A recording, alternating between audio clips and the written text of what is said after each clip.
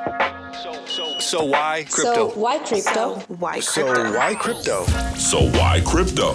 Featuring Vishal and Quay. Welcome to another edition of So Why Crypto, a podcast where we look at crypto as technology.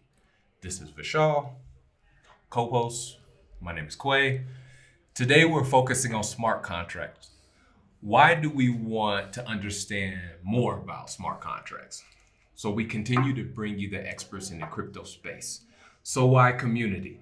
We'd like to welcome the founder of the European Crypto Initiative and the crypto lawyer, Florian Glatz. We're excited to have you on So Why Crypto today. Thank you for coming. It's a pleasure to be here. Thank you for the invitation and excited to dive deeper into this topic. So would love for you just to give a little background about yourself. Sure. So I'm based in Europe. I'm originally German, currently living in Lisbon in Portugal, which has become a really vibrant hub for the crypto community over the past few years, and I'm enjoying the good weather there. I'm by trade a lawyer, so I studied law in Germany. I became a member of the bar there, and I've been a crypto lawyer since my first day of being allowed to officially practice the law. So the timing was pretty good on this one. That was in 2014. And if I'm not lawyering, I'm building a Web3 social network called Common Ground. It's basically a platform for Web3 communities to interact with one another, but also with smart contracts.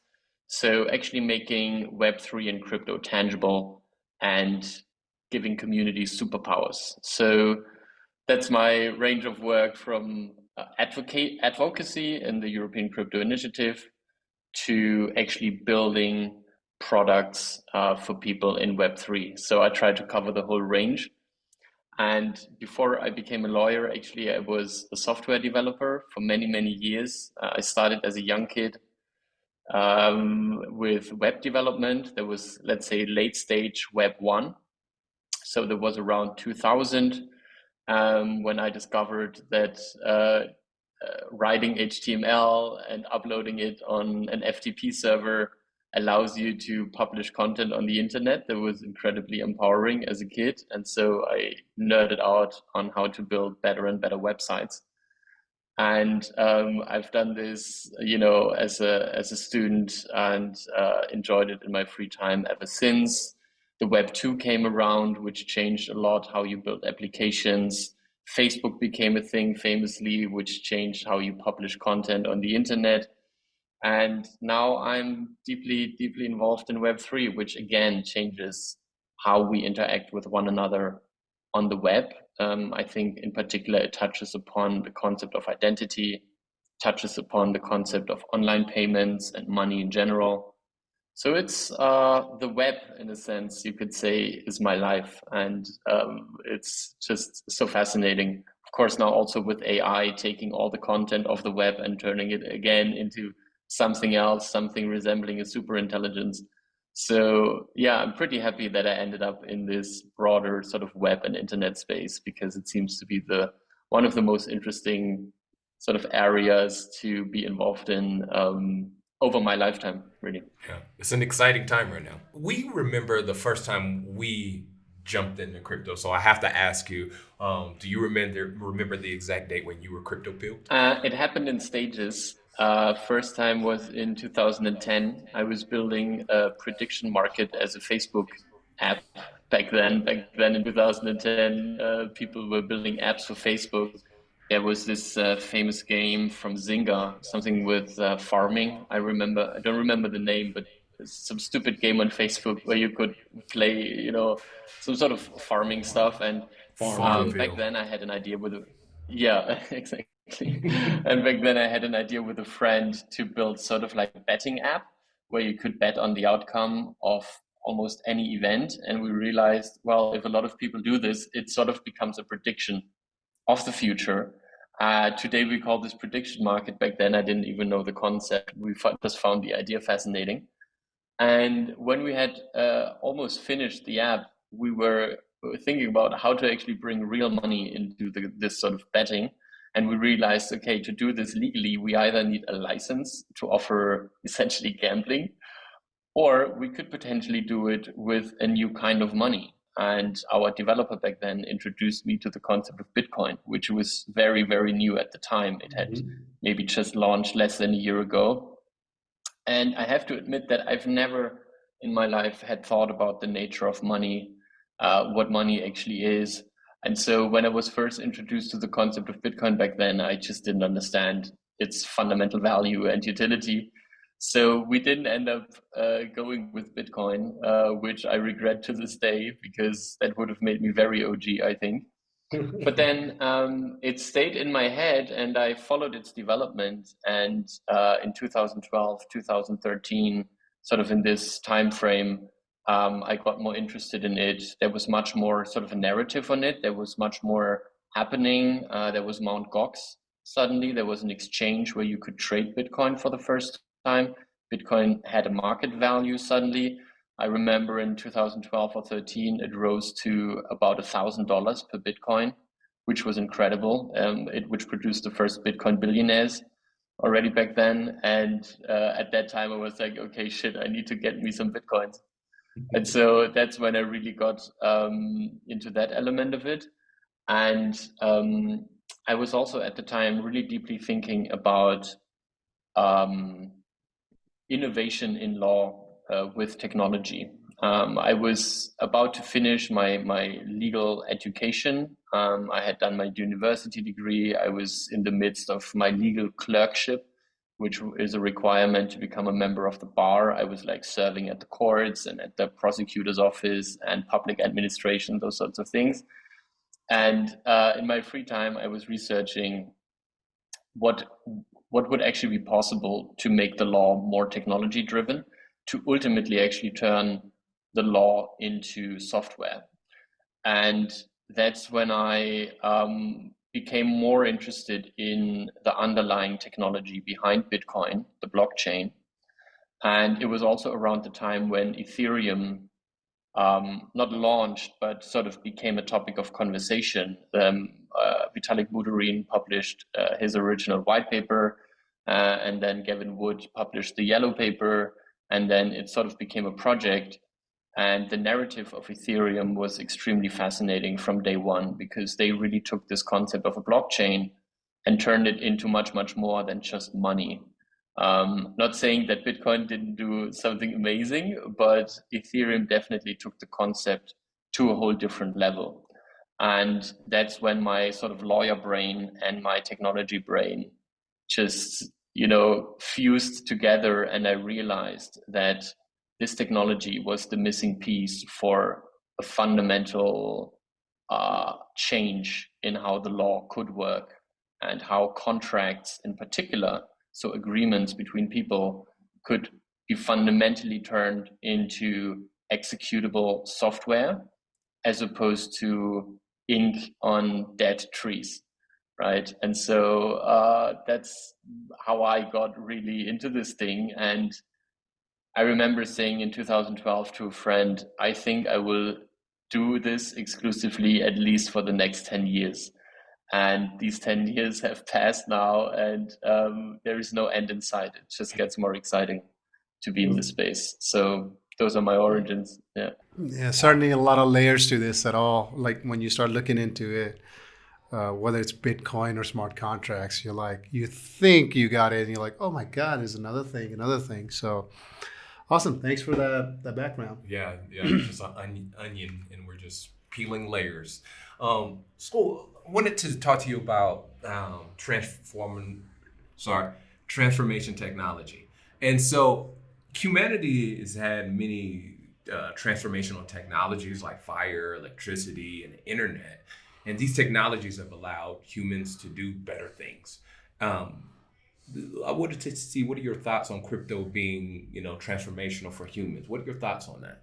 I do think it is very transformational, and it's transformational, I think, in the area of coordination.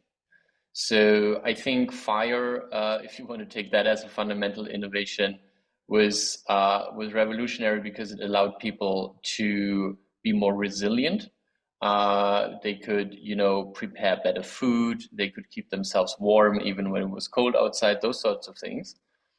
And I think the blockchain can be more likened to something like the invention of writing, right? Or the invention of money. So it's a coordination tool that allows people to work together on a common goal in a large group of people. And it obviously touches the law in many ways because the law regulates exactly this kind of behavior, among other things. And so, yeah, it's sort of in this tradition of coordination tools, I would say. Good. So I want to talk about crypto space in general. So there's many ways people look at it. Some people say crypto is a second coming of money. Some say it's a scam, right? We think of our homework has been, it's another option for store of value and medium exchange for people. As of now, Bitcoin has emerged as a leader in the crypto space for store of value. You got the 500 billion market cap there. And then, that's alternative to gold, real estate, art. And Ethereum is a medium exchange. I used to work in Visa, MasterCard in that space. I think has a potential to disrupt that, or at least take a big chunk out of Visa, MasterCard transactions, and disrupting other things like eBay, Amazon, other things, online commerce. Where do you stand as far as crypto as being an alternative to store of value and medium exchange? Have you thought about that? In terms of store of value, I can definitely see that Bitcoin could become this long term. I think it already serves this purpose for a certain demographic, in particular people that live in high inflation countries or areas with a high level of political instability.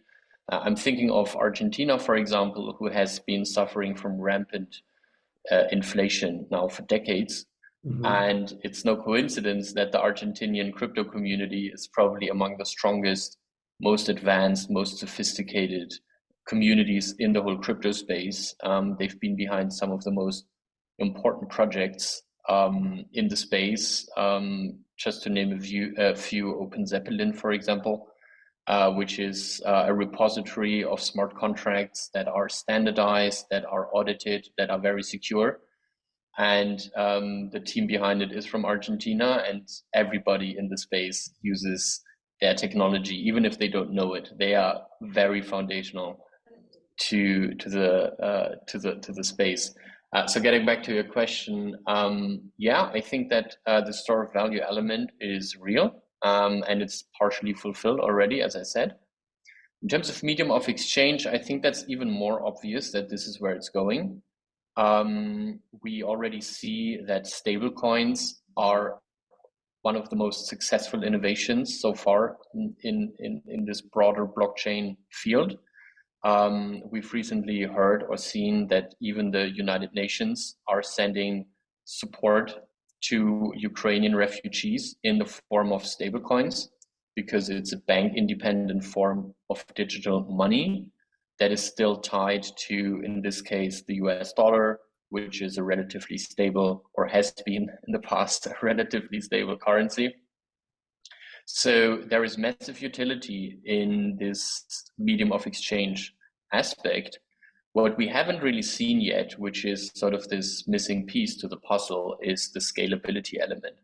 So today we would not be able to support this vast volume of transactions that, MasterCard or Visa are supporting on a traditional blockchain. By traditional, I mean something like Ethereum. The really smart people, to which I do not count, are solving this problem with technical innovations like layer 2s and even layer 3s. But then also there are new approaches to layer 1s that are fundamentally faster and can support a higher load of transactions per unit of time.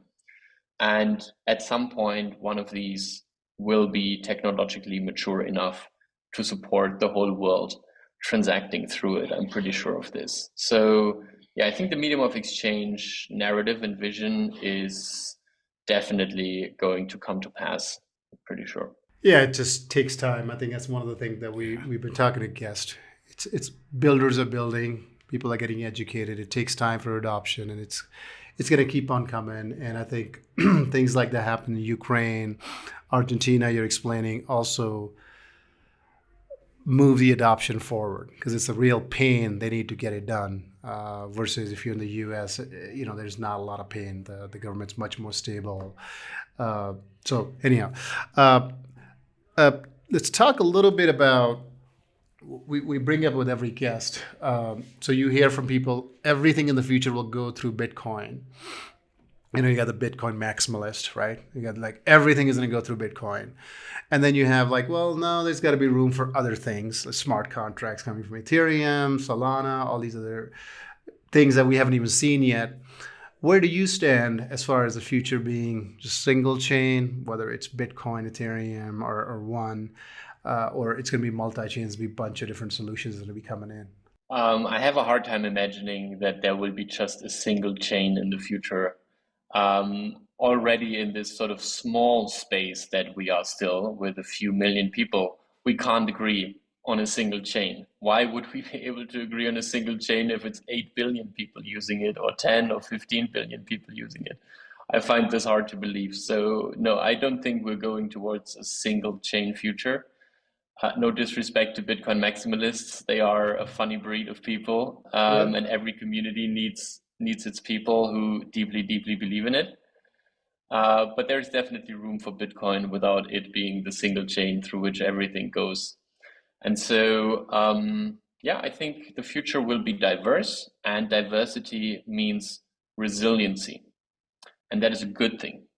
So I think what's currently happening, and it's been happening for a few years, is this idea of the Internet of blockchains. So this sort of interconnection between chains. I would say the leading ecosystem here is, in a sense, the Cosmos ecosystem, because they've spent years in building a protocol and the implementations for making this interchain future a reality with their IBC protocol. I see that Ethereum is also looking at how Cosmos solved it, and they want to find some way to support this also for the different Ethereum layer 2s. There's now also growing regulatory pressure for blockchains like Ethereum to figure out a way to do these bridges between different layer 2s, layer 1s, and so on in a fully decentralized manner. Because if you're not fully decentralized in the future, you will be regulated as a financial intermediary, which is not what these builders want.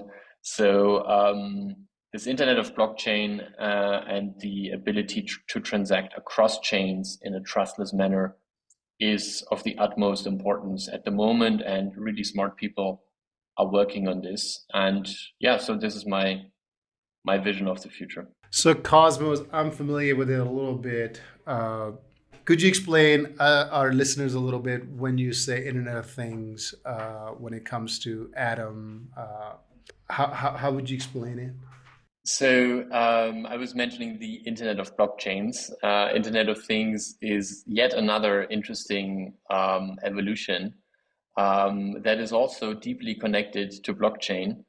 In fact, the European Union is currently regulating how the Internet of Things and blockchain are going to work together. That's maybe something that some people listening to this will be interested in. There's a new European law called the Data Act that makes provisions on how smart contracts need to function when they are used in the context of the Internet of Things. It's a very current, very interesting development for people. They should be checking it out. And the European Crypto Initiative that we mentioned in the beginning, that I co-founded and I'm the vice president of, we're currently developing and talking to, we're developing positions and talking to lawmakers on how to improve this particular Data Act, which suffers from a bunch of flaws. But that's just an aside. This idea of the Internet of blockchains means that we will transition to a future where you are not locked into a single blockchain with your assets. And then if you want to transfer your assets from this blockchain to another blockchain, you either can't do it at all, or you need to go to an exchange where you sell, your assets to some intermediary currency, and from this currency then to these other assets, which are all centralized forms of transacting. Same goes for bridges that we have today, which, if they do exist, they are often centralized bridges where there is some operator of these bridges, which in the future will also not really happen anymore, I think, because it's going to be a regulated business, at least in Europe and most likely also in the United States, if you look at the current state of the crackdown on crypto, to put it like this.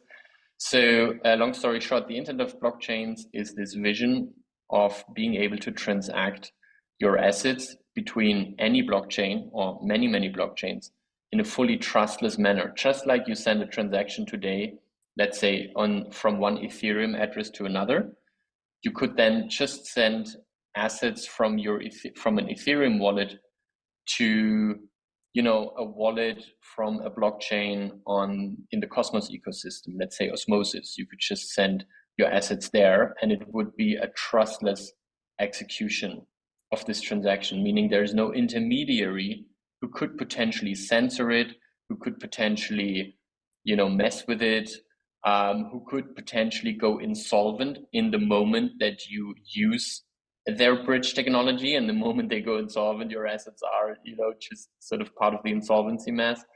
So trustless means there is no way to sort of block this. So this is the Internet of Blockchains in short.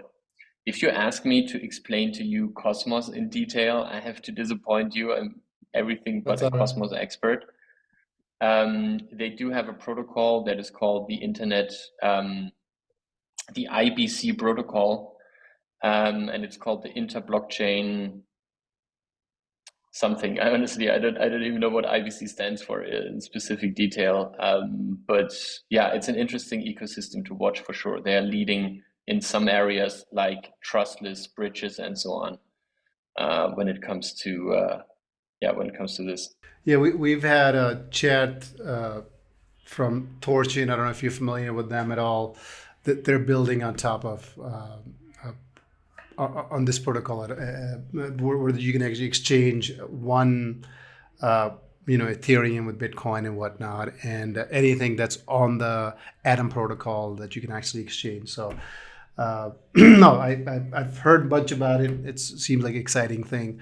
So let's talk about smart contracts next. So we one of the CryptoPunks, Nick Szabos, proposed a smart contract in 1997. And he gave a vending machine analogy, which is you go to a vending machine, you put your dollar in, you say, I want a Snicker bar. He gives you a Snicker bar.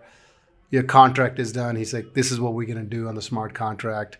And later on with Ethereum, it became somewhat of a reality. We think it solves the problem of the middleman, where it shrinks the middleman, where you don't have to trust the financial sector. You don't have to trust a lot of different people, whether it's going to be Amazon, eBay in the future. Can you give our listeners more insight into smart contract technology, what it does, what it enables us to do? If you're familiar with the concept of how blockchain works, a smart contract is pretty simple to understand. It's really just executable code on top of blockchain. If you're not familiar with how blockchains work in detail, it seems probably very mysterious what smart contracts are. If you boil it down to its essence, it's really just software. And what makes this software special is that it's not executed, on a server in the Amazon data center, or it's not executed on your smartphone or on your laptop, but it's code that is being executed in a completely new environment. And this environment is the blockchain, which is essentially a distributed computer. That's how you could imagine it. So a blockchain is a distributed set of ledgers, of books, of records that are being maintained by a multitude of agents, of nodes, as we call them. And these smart contracts are this special kind of software that is able to run on top of this distributed infrastructure. And they inherit one important property from this underlying blockchain technology, which in this space we refer to as immutability. And immutability means that once you've put some data into the blockchain, you cannot change it afterwards. It cannot be tampered with. So it's once you put it in there, it's going to be there forever, which can have good and bad consequences. And a smart contract is just special kind of data because it's data about software, and you can execute this software and then essentially derive functionality such as, and now we can look at some of the famous applications using smart contract technology. And I think some of the famous ones are, for example, Uniswap, which is a very popular decentralized exchange. And what's happening on Uniswap is that you can come with some cryptocurrency, let's say Ether, and you can easily swap it into another cryptocurrency. And this sounds like something that people may know from existing exchanges that they are using, like Binance, for example, is a very famous exchange. FTX was a very famous exchange until recently. Coinbase is a famous exchange. But they all work differently. They all rent servers at something like Amazon or somewhere else where you can rent servers. And this is where they run software that keeps track of offers and counter offers and then matches these. We call this an order book. Okay. And the special thing about Uniswap is that there is no classical server involved in managing the order book that brings together an offer and a counter offer. And the magic behind this decentralized form of exchanging assets is the smart contract. Uniswap came up with a way to essentially get rid of the concept of an order book and replace it with this concept of pools. And it's called a constant function market maker. So you buy from a pool or you sell into a pool, and you will always get a certain price from it that corresponds to the ratio of how many of these two assets are available in the pool that you're swapping right now. So it's an ingenious mechanism to allow for a decentralized and trustless form of exchanging one cryptocurrency into another cryptocurrency. Another interesting application of smart contracts that we've seen successfully deployed at scale is Maker. And Maker or MakerDAO is a set of smart contracts that allow you to essentially turn a given asset, like for example, again, Ether, into another asset in the form of taking out a loan against it. So in the MakerDAO example, you put in some ETH into some Ether in the MakerDAO smart contract, and you receive an equivalent amount of DAI, which is the crypto stablecoin produced by this system, to your wallet. And what you've now done is you've sort of lent your Ether to the system and borrowed digital dollars against it. And now, for example, instead of selling your Ether to buy a car, you can lend out your Ether, borrow US dollars, and buy a car with it. And if Ether goes up in value now, you can repay the loan, and you've gotten your car for free, essentially, or not for free, but you've benefited from the price increase of Ether, as opposed to if you would have sold your Ether at the time where you needed the cash. So those are maybe the two of the biggest applications of smart contracts that we are seeing today. In the future, this concept can be and will be applied probably to many other different use cases, in particular in finance, because in finance today, we just, it's the easiest to apply these concepts. All you need to do is you need to keep track of some numbers. the amount of scenarios that you need to manage in these smart contracts it's a lot, but it's still relatively limited. Will we see smart contracts be applied to more complex legal arrangements? Maybe, but there is a natural limitation as well to how much you can actually sort of represent with these software-based contracts, smart contracts, and what you can't. So there will always be sort of room for the old style contract, the legal contracts, which are able to just much more flexibly regulate certain aspects of human interactions. But it's pretty impressive how far smart contract technology has already come in sort of rationalizing and standardizing certain economic transactions. But yeah, mostly in finance, because finance is relatively easy compared to other arrangements where we're using contracts today.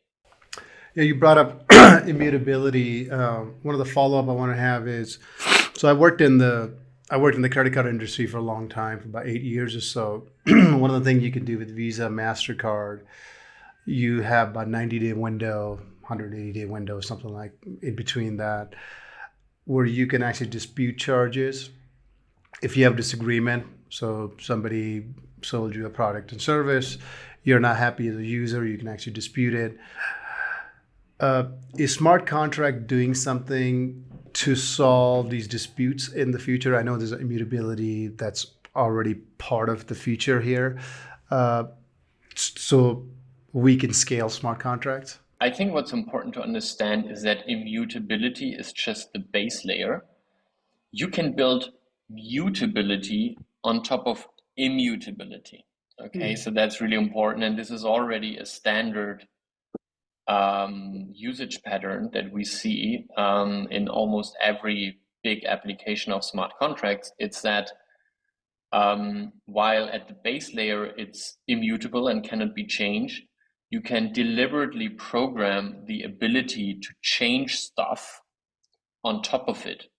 Now, that comes with some caveats. You can't change the history in a blockchain, but you can say that from now on, a certain functionality in your smart contract system will be superseded by a new set of smart contracts that have different functionality. So while your old functionality is still there because it's in fact immutable, it can never be removed, you can program your system in a way that it now doesn't rely on this old functionality anymore and uses a different set of contracts or routines that you've uploaded and installed on this Ethereum network, if we take Ethereum as an example here, later on. So mutability is possible. It's just that at the foundational layer, it's immutable, right? And this is also the good way how it should be, because otherwise we would never be able to update anything in the blockchain, and we would be, locked into the version 1 of any application that we've ever used. That doesn't make sense. So this is how it all works together. And then what you just mentioned with chargebacks in credit cards and so on. So what you're getting into is this element of it's a really good question that you're asking, let's say, because it's also what I related to in the beginning with this Data Act that the EU is currently drafting for smart contract applications in the Internet of Things. It's exactly what the EU is concerned with, which is that it can happen in the real world, and happens often, that two parties close a contract for some service and the counterparty, the consumer, pays for that service, and then the service is rendered in a bad way or in a faulty way. So you don't get your money's worth as a consumer. So now you want some of your money back because you got scammed, or it just turns out that the product that you bought sucks, right? And so for all these cases, the law has a clear set of rules of how to deal with it in almost any jurisdiction that is relevant. I can speak on behalf of Germany, where I needed to study this for my bar exam, many years ago, and it's quite complex. How do you actually fix a broken contract? How do you fix a contract, or how do you fix a relationship between two people where the performance of at least one of the people involved in the contract wasn't as the people expected when they closed the contract? And of course, in the world of smart contracts, this is much, much more difficult to solve, because you have, maybe sometimes this element of immutability, but even more broadly speaking, you have almost anonymous agents interacting with one another. If we do some trade on a blockchain, I might not know anything about you except your wallet address. And I don't have to, which is beautiful, because blockchain gives so much trust that I don't have to know who you are. I still know that this particular transaction that we're doing is going to work because of the code powering it. However, there might still be some elements why I ultimately end up with a legal claim against you to give me back some of the money that I paid to you for some reason or another. And there are ways to evolve here. There are projects, I'm going to name one, it's called Kleros, which is a very old project already, also in the space, relatively speaking. It started in 2017, I believe, which is essentially an online or an on-chain court system, right? So if we're involved in a blockchain transaction and you perform badly, then in the future, or even today, in some cases, I am able to file a claim with this on-chain court that is provided by this Kleros protocol, and then a jury or some other form of dispute resolution mechanism could look at this and say, yeah, in fact, actually, Florian has a claim here and he should get back X% of the money paid. So it sounds a little bit futuristic, and it is, because this is not yet so widely applicable, but in some cases, people are already using this dispute resolution mechanism to fix broken contracts.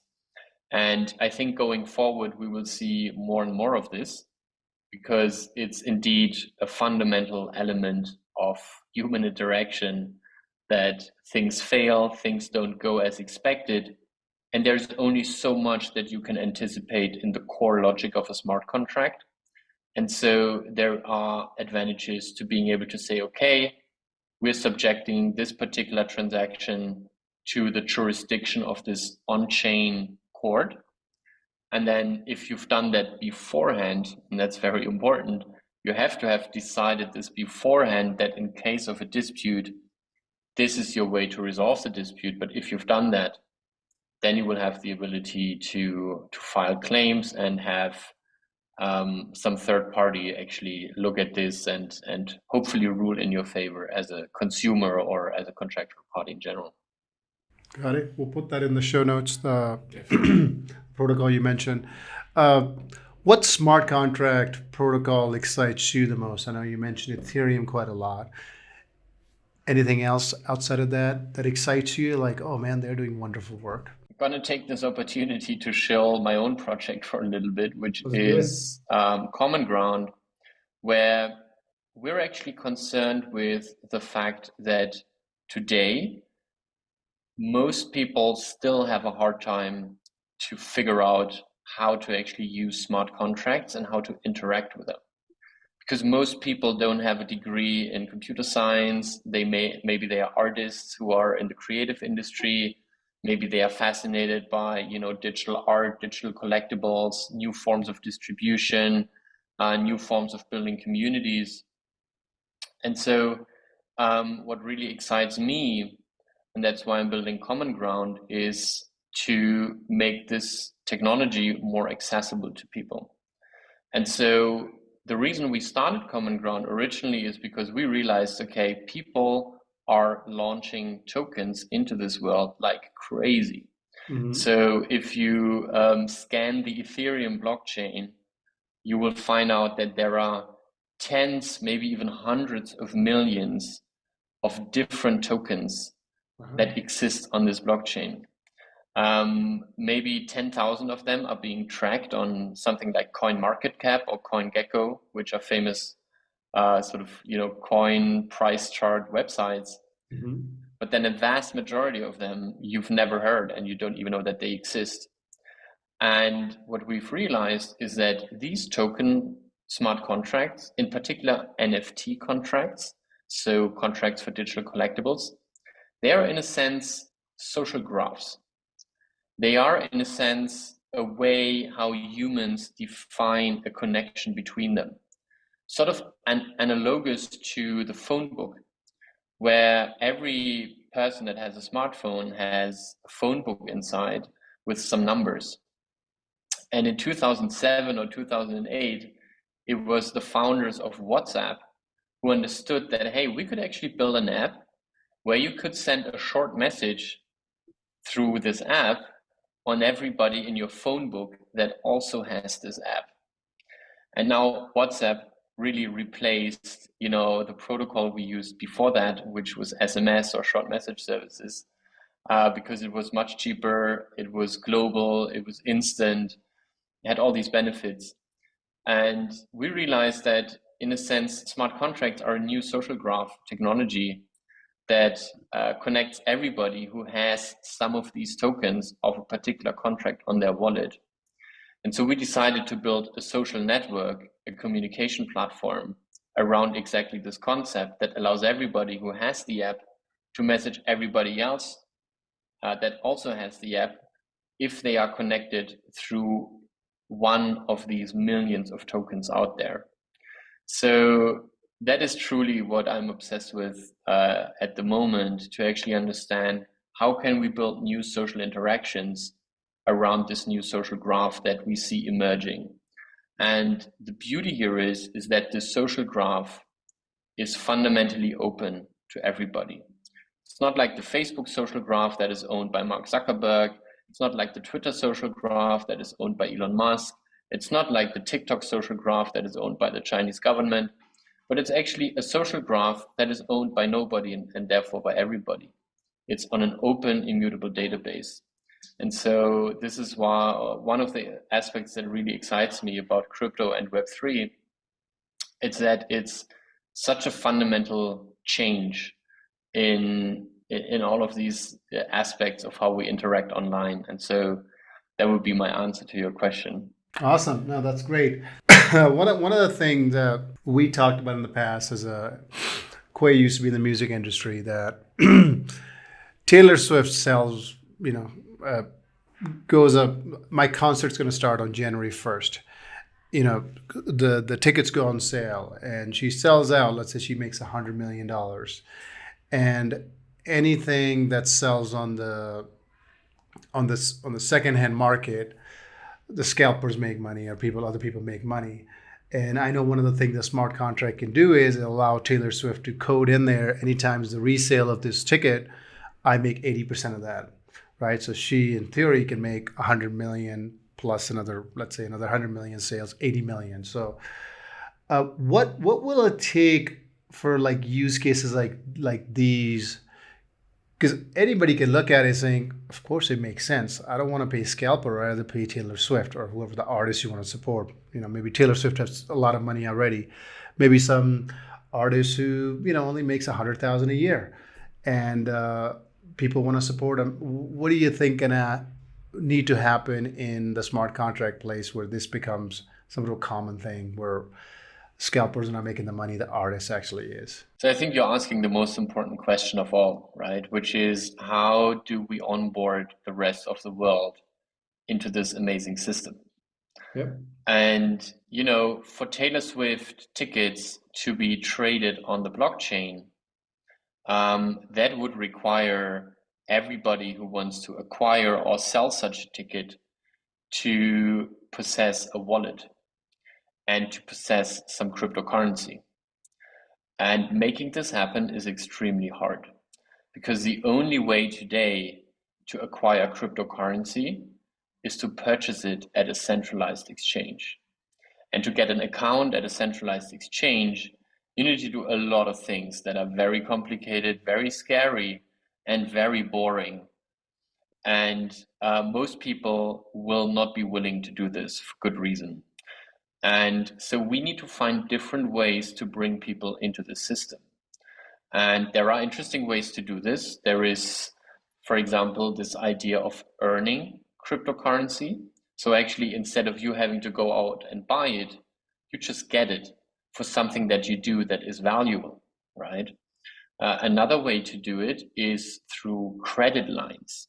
So it could be that your friend has some crypto and you don't, and they can just tell you to download an app that contains a wallet, and then they can give you a credit line, which allows you to spend crypto instantly. And it's actually your friend sort of lending you this crypto. And there are other concepts that all sort of circumvent this problem of forcing people to go through centralized exchanges to acquire their initial stake in the system, right? And then I think the other element is the concept of wallets, which is very foreign to people for good reason, because it requires you to take care of private keys. Nobody knows what a private key is. And this technology needs to become much simpler to use, also much safer to use without, having to acquire hardware wallets and those sorts of things in order to scale to the mass market. And until we haven't figured this out, it's probably going to stay a niche phenomenon. Because if everything that you do is fully centralized in your supply chain, there's not really a need for blockchain in it. It just makes it slow and expensive. Mm-hmm. So blockchain really makes sense when we look at this self-custodial ownership paradigm. So this world where everybody is able to take care of crypto assets themselves with their own self-custodial wallet. But this comes with the technical challenges I just explained. So I think until we don't figure this out, this is not going to be able to really scale to the user numbers that we're all hoping for eventually. Yeah. So I worked for an NFT exchange, non-fungible token exchange, and when onboarding artists, the skepticism that came with artists trying to figure out some type of NFT strategy with the music they were releasing or the art they were releasing was very difficult. And so I relate to what you're saying because I've seen it. I've been a part of it, and it's very difficult. Mm-hmm. So I wanted to. Oh, sorry about that. Go ahead. No, please. Oh, I wanted to shift a little bit and kind of get into your legal brain. I know you have the technological side of the brain and the legal side of the brain. So kind of want to ask you a question.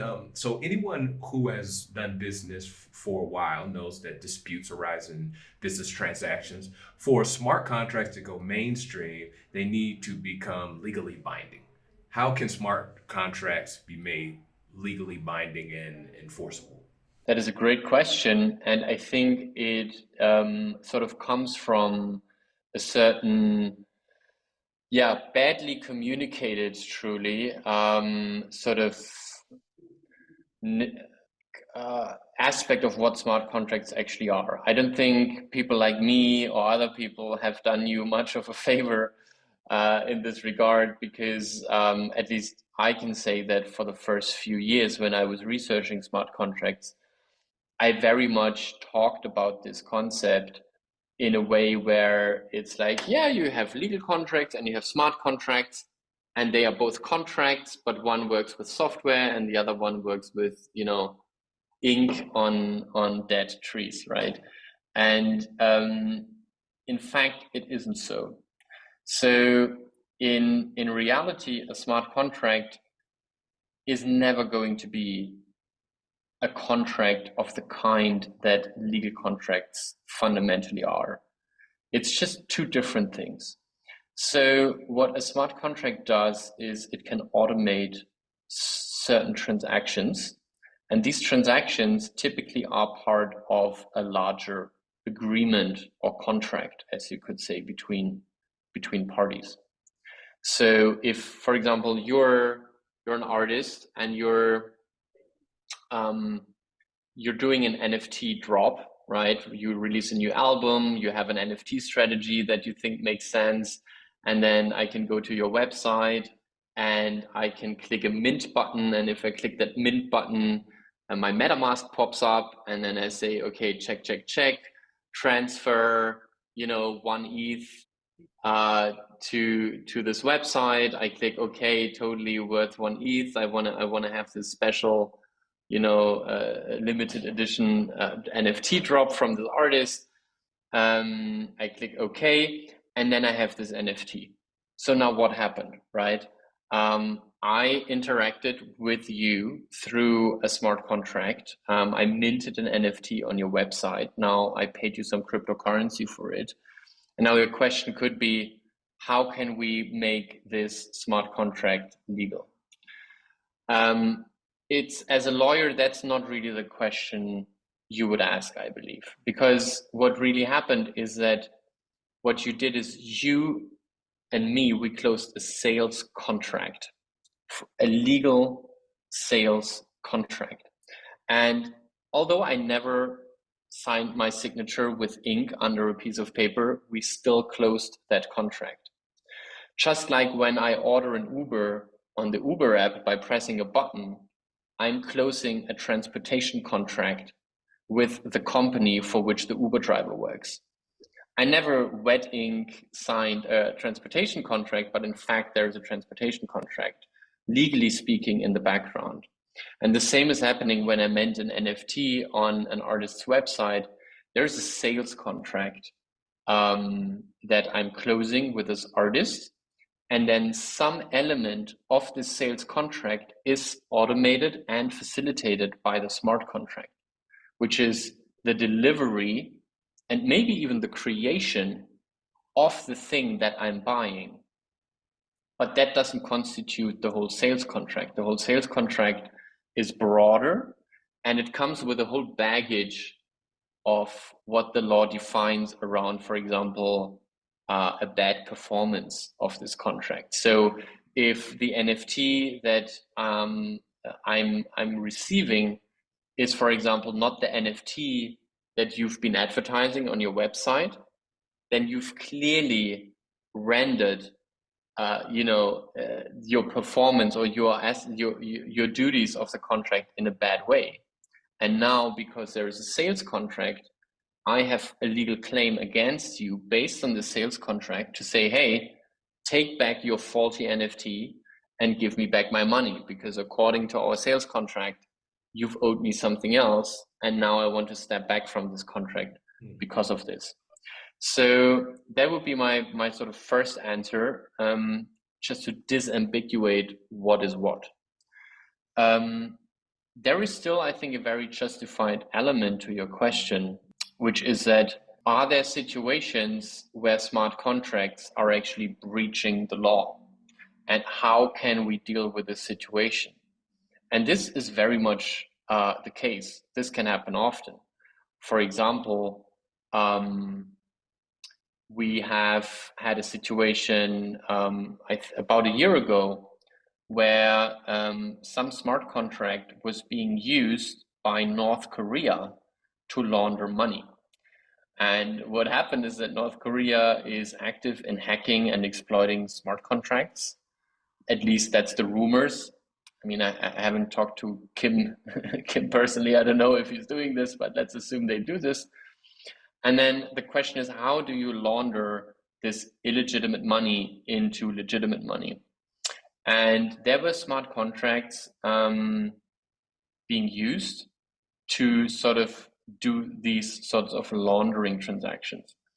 And now the OFAC, which is a US authority, has declared these particular smart contracts under certain smart contract addresses illegal. And so now these smart contracts are illegal to use. And if you use them, your wallets that interacted with these contracts will basically come onto a ban list, and no exchange in the world will allow you to deposit the money that was on these wallets anymore. So effectively, you sit on worthless money. And so there is a lot to be said about the legality of smart contracts, but it does not stem from this sort of fundamental element of, oh, well, it's now a smart contract, we need to recognize them by definition in the law. That's not the problem. They are just software that facilitate transactions. But of course, smart contracts can be used to do things that in the eyes of the law today, or potentially in the future, will be considered illegal. Such as, for example, now with the EU and the Data Act that they are proposing, which is, again, this regulation for the application of smart contracts in the context of the Internet of Things, where they say every smart contract that is facilitating data transmission between things, so, the different sort of little computers in gadgets, deployed in the real world somewhere, need to contain code that allows the operator of these smart contracts to stop these smart contracts, to interrupt them and actually make them dysfunctional. And so if you would deploy smart contracts without this routine, without this functionality in the wild, you would be breaching the law in Europe, right? And so there will be more and more regulation that limits your ability to do things with smart contracts. There's other regulation that says if you're selling tokens on the blockchain and you're selling for more than $1 million, you need permission by the Financial Market Authority to actually make these sales. And again, smart contracts who don't have the permission to operate in this way would again be illegal. But important is they weren't illegal in the first place. They are being made illegal now by voluntarily by the regulator because they want to prevent people from doing certain things in the market. Got it. We want to touch upon use cases a little bit. You mentioned, we need to have, for mass adoption, we need to have people have wallets, understand wallets, right? That's what we're trying to do, help people understand this. So we talked about some of the things like, you get the decentralized finance, where lending, borrowing.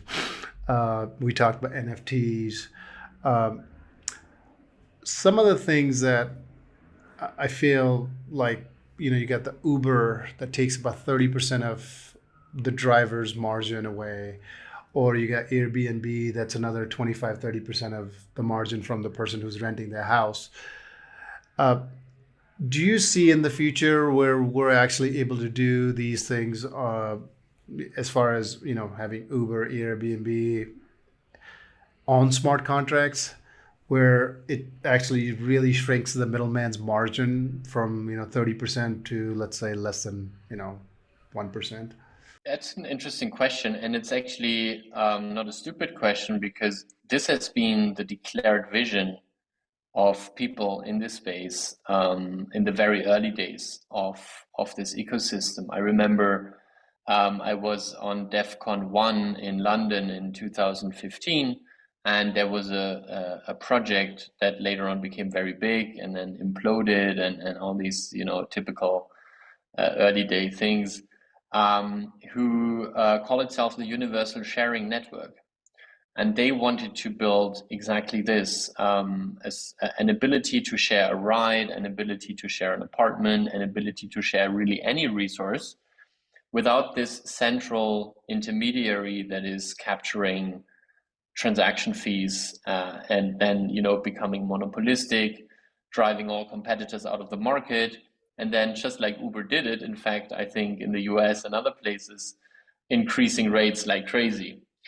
And I think there's a bunch of problems with this idea, not the least because,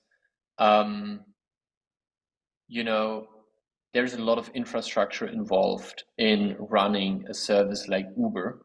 Sure. It's not just the payment transaction in the middle, where you could have a smart contract system taking care of it.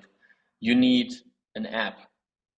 and this app needs to be developed by someone. It needs to be deployed on some app store where people can get it from. It needs a back end, so an element that is not suitable for a blockchain, but something that requires huge server farms to execute algorithms to match a driver and a guest, right? So the calculations that Uber does in the background to find the right guy or woman for you that is going to give you a ride is a highly complex operation, which is very compute intensive and is not suitable to be happening on a blockchain. And so there are many layers to an application, also like Airbnb and so on, that are not fundamentally decentralizable at the moment. Maybe in some future version of the universe this could happen, but with today's technology, we wouldn't know how to do it. So that doesn't mean that you cannot fundamentally disrupt the ride-sharing market with blockchain technology. I think you can. It's just people shouldn't fool themselves in how easy that is supposedly going to happen. And one element that I think will be very disruptive to the ride-sharing market, for example, is the ability for users to own their identity. So if an Uber driver owns their identity as opposed to Uber owning the identity of the driver, then the driver can take their reputation and everything that they earned in the Uber app and take it to the Lyft app. And then if Uber, does a shitty thing because they, give you a lower cut as a driver, you can be like, well, okay, screw you, Uber. I'm driving for Lyft now, and I have zero onboarding cost when going to Lyft because I can take my reputation as a great driver from the Uber app and I have it instantly in the Lyft app. And this is something that blockchain allows you to do. And it's all based on this concept of self-sovereign identities. So this idea that not Uber, the operator, owns your data and identity, but you as an individual user of this app own the identity. And this is something that I think we will see in the future, at least in Europe, because Europe will enforce this with regulation. The sad thing, of course, is that they may not enforce this to happen on blockchains. We don't really know yet how this will happen. Can you introduce the same concept without the help of the regulator in a bottom-up approach? I think that's also possible, but I think the blockchain space hasn't found the recipe yet to do it. And that's actually one of the fundamental issues I am working on with my Common Ground project that I was mentioning before, which is where we have a similar problem. We want to provide a social app for people to interact with based on Web3 things like tokens, wallets, all these things. But to build a real social app, it requires a lot of infrastructure. You need servers, you need backends, you need apps that need to be deployed. You need a lot of things that don't happen on the blockchain. The only thing that happens on the blockchain is a tiny part. It's the social graph. It's this, hey, I'm connected with you. We are friends. This information you can store on a blockchain. But everything else, what does the app look like? What do interactions look like that we have? The graphical user interface, a recommendation algorithm for who to follow, all these things. This is not on a blockchain. This is somewhere else. So who is operating these servers? Who does that? And so the solution that we've come up with is this idea of a cooperative. Okay, and cooperatives are not new. They've been around for at least 100 years, probably longer. And I think what we're going to see, that's what we're doing at Common Ground, and I think this is something we've already seen emerge since around 2014, also in the US, is this concept of platform cooperatives. And I think platform cooperatives are in principle a really, really good idea. But they had, I think, a hard time taking off in the past. And I think with the help of blockchain and crypto, Web3, these cooperatives are now getting a new shot at disrupting the sharing economy. Because what makes total sense to me is that all the taxi drivers in New York own their own Uber clone. They are literally the shareholders of the app that they use to make rides. Why does it have to be some person in Silicon Valley that is deploying this commodity infrastructure for these drivers? I think every big city, every major city can have its own cooperative of drivers that is running the infrastructure necessary to offer such a service. And these cooperatives can be fundamentally supercharged and enhanced with the help of tokenization, with the help of Web3 identities and reputation, and all these nice things that you get. I just don't think that these highly complex systems can be solved with decentralized technology and blockchain in isolation. To me, that's a pipe dream, and we're far away from getting there. And so we need an intermediate solution, and to me, that's cooperatives. And that's why I'm personally very excited about these, and we're doing this ourselves at Common Ground to essentially build a Facebook, let's say, or a WhatsApp that is owned by the users of Facebook and not by Mark Zuckerberg. And I find this beautiful, and I hope that this model will succeed. I think it would be really good for the people if they don't have to rely on Elon Musk's whatever idea of free speech, but they can actually define themselves what free speech is for them.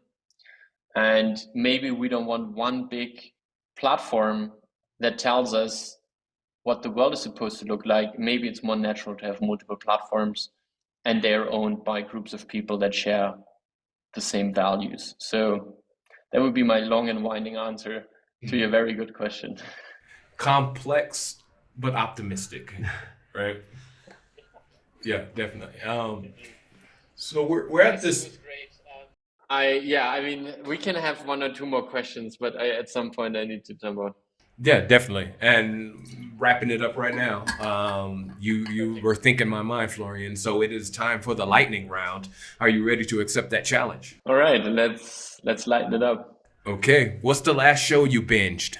Wow, this answer is taking way too long. You see that I haven't binged a show in ages. Honestly, I don't remember. This is so lame. We'll do pass. I think I binged Peaky Blinders on a flight recently, I think, on my iPad. Okay, judges, we'll accept that answer. Next question, text or talk? Talk. Coffee or tea? Coffee. iOS or Android? iOS. Jeff Bezos or Elon Musk? Elon Musk. What's on your nightstand right now? A really interesting book about the evolution of consciousness. What's your favorite NFT or not? CryptoPunks. What's one word that comes to mind when you think about crypto? Coordination. Lightning round completed. Florian, thank you for joining us for another edition of So Why Crypto. Would you like to give any information where people can find you? Any last thoughts that you would like to share with anyone? Sure. So I would love for people to, of course, follow me on Twitter. I'm sure you can put the link in the description. I would also love for people to check out Common Ground if they are interested in a Web3 native community platform. And of course, I would love for people to support our advocacy work at the European Crypto Initiative. So please check all of these out. Follow us on Twitter, send us a message, send me a message. I'm always open to I don't know, talk and help. Florian, thank you again, and we appreciate the conversation. For more information, So Why Crypto on everything. That's Twitter, website, YouTube. And please subscribe to our YouTube channel for myself, Quay, and Vishal. Thank you. So why crypto? So why crypto? Why So crypto? why crypto? So Why Crypto? Featuring Vishal and Quay.